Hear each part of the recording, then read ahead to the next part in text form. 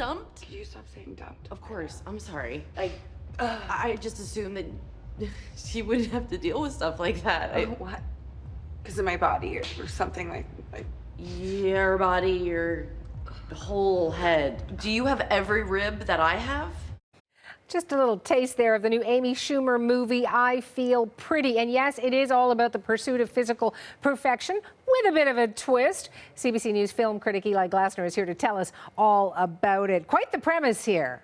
Quite the premise. So Amy plays Renee, and Renee at the beginning, as you saw, well, she doesn't feel pretty. Now, this is a very well put together, stylish woman. She works at a beauty company. We see her watching online makeup tutorials every night, but when she goes out in the world, she just doesn't feel good about herself. There you see she makes a baby cry. She goes into a shop and clerks are sneering at her. So she really has internalized this negative view of herself. But then what happens is one day in a spin class, she falls off the bike and bumps her head. And when she gets up, it appears her wish has been granted. Let's take a look.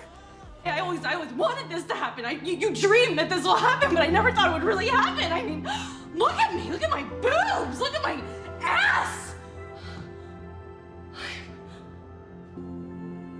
Beautiful.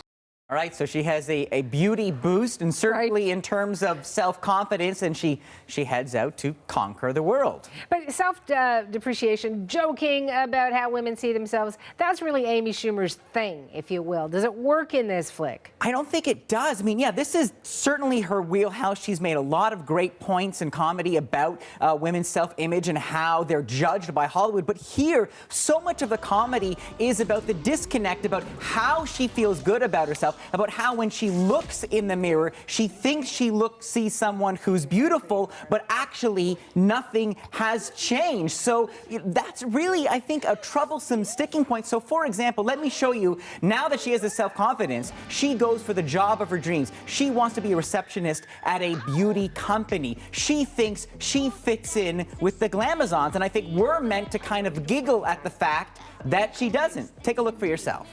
Say that it would be a shame to waste all this in a tiny Chinatown office. I think we've got more of a front of house situation on our hands. Am I right or wrong? Yeah. Renee, we appreciate you taking the initiative, but you're not exactly the obvious choice for this job. Helen?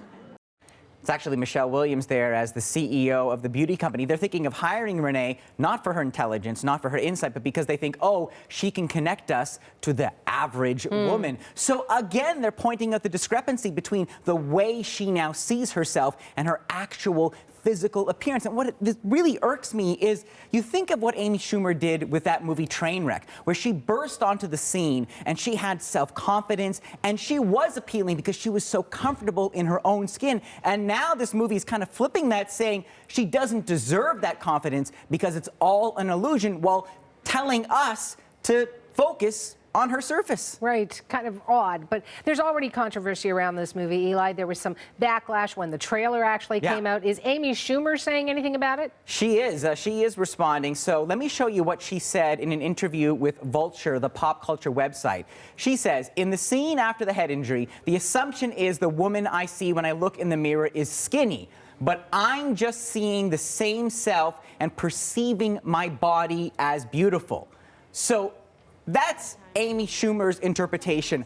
I think that's very generous, if not a little bit of damage control spin, because it's clear to me that when she looks in the mirror, she talks about how toned her arms are. There's a scene where she surprises her friends because the implication is there's been some kind of physical change, at least to her eyes, so her friends wouldn't recognize her. But I think the more important point is there's a disconnect between Amy Schumer's talent and this character. Schumer wrote the screenplay for Trainwreck. That's why it had a strong voice. She was cast in this movie by the writer and directors, and I think that's why this movie about self-image seems so superficial, which is unfortunate because it wastes her talents, the talent of the actor Roy Scovel, who plays her boyfriend, and Michelle Williams. But in the end, it doesn't work. 2.5 out of 5. You're brutal. Thank you, Eli. Brutally honest. Right.